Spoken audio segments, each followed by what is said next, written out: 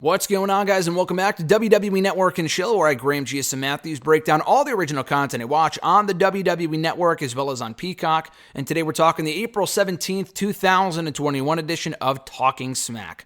I will preface this video by saying this: I am very far behind on a lot of the Peacock content. I just watched this yesterday on time, so there is that. But I've yet to watch the Chronicle on Edge and the Broken Skull Sessions featuring Chris Jericho. So both of those reviews, I have no idea when they'll be up. I hope to watch them maybe tomorrow or today. I have no idea.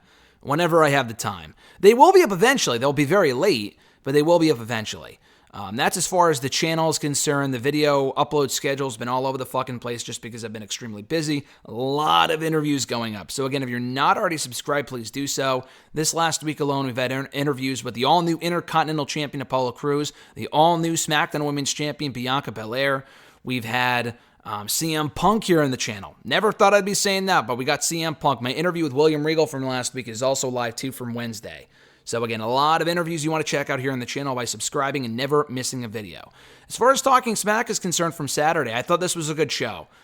Shorter than Raw Talk. It was around 26 minutes this week, which was good. And that was even with Rude and Ziggler, because this was a champion edition. No Roman Reigns, but the other SmackDown champions were on the show. That's even with Rude and Ziggler just coming and going.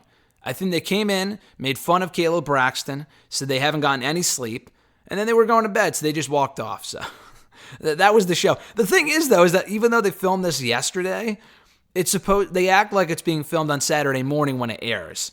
So why would Rude and Ziggler wake up to go to Talking Smack and then just go right back to bed? Why bother even showing up in the first place? You know? But anyway, Heyman questions why he's not in the new intro. He says, Freddie Blassie's in there and he's dead. You see Hogan slamming Andre, well, Andre's dead. Why am I not in the intro? Blah, blah, blah. The first guest they have on beyond Rude and Ziggler is the all-new SmackDown Women's Champion, Bianca Belair, who we just got done talking about here on the channel in an exclusive interview. Cheap plug aside, she does show off her new side plates, which look great. And she said that her whole goal was to prove herself as the best against the best in Sasha Banks, and she feels that she did that. She wants to be a fighting champion. She brings up Bayley, who challenged her on SmackDown this week. They're going to run it back. I think they're tied 1 win apiece in singles competition, so maybe they'll run it back at the next pay-per-view. I don't know. Probably before then, but I think Banks and Belair at some point would be a great feud. Again, a great match because they work so well together. This was very interesting, but she brings up how, she's beaten Bayley before. She beat Banks at WrestleMania. Her new goal is to pin every member of the 4 Horsewomen.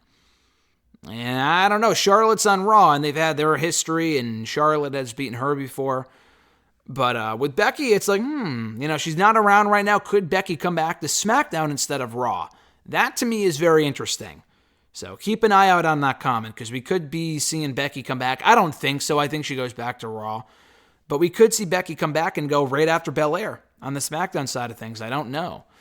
But yeah, Heyman says, he gives her the usual pep talk. You can very much tell that Heyman is high on Bianca Belair. He was in charge of Raw at the tail end there when Bianca got called up to the Raw roster, so you could tell that he was always high on her. And he tells her that she has a target on her back now, and to just be careful, but essentially plays her up as a star and praises her title win and all this other stuff, which was cool. The last person they have on is Apollo Crews with Commander Aziz, I believe is his new name, the former Babatunde. Did I say Commander? I meant General. I think is it General or is it Commander? I have no idea. I'm pretty sure it's Commander. Yeah, Commander Aziz, the former Babatunde, the former Dabba-Kato, whatever the hell you want to call him. Caleb Braxton takes a picture of Apollo with the Intercontinental Championship, which was funny. Apollo, another guy that was here on the channel in the last couple of days, so check out that exclusive interview as well. That was right after he won the Intercontinental Championship. But anyway, Apollo said there were no rules at WrestleMania. There were no rules at WrestleMania, and that was why he had the interference, and it's not his fault for thinking ahead. And then Kayla also brought up that you've had several shots at the championship before and fallen short, and he gets very pissed off at that. He cuts her off and says, it doesn't matter what's happened before. All that matters is the present, and that I'm the new Intercontinental Champion. He doesn't explain the General or the Commander Aziz relationship. Maybe at some point we will. I don't think we ever got an explanation for why Styles and Omos are together, for the record. So I'm not banking on it, but that's what this company is just great at, is doing things that don't make a lot of sense or just not explaining stuff when it comes to whatever. So anyway, he says he will take on all challengers as the Intercontinental Champion. And then Heyman butts in and says, listen, Big E is not done with you. And Cruz praises him and says, Heyman, we've known each other for a very long time. You gave me my first real opportunity on Raw when I was the United States champion, because Heyman was writing Raw at that point, so you could tell he liked Apollo Crews.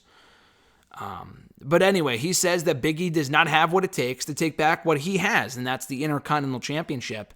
And he gets really intense and whatever before continuing to celebrate his championship victory.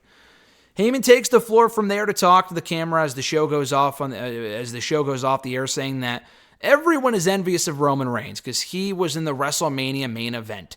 Roman Reigns is the be-all, end-all. He plays up his stack pin at WrestleMania over Edge and Daniel Bryan, who were conspicuous by their absence. I didn't expect them to be on the show. They weren't going to do anything, but they were conspicuous by their absence on SmackDown this week. And I forgot what Heyman said at the end. He either said that Roman will wrestle next week, and that's not a prediction, that's a spoiler. I think he just said Roman Reigns will be on the show next week.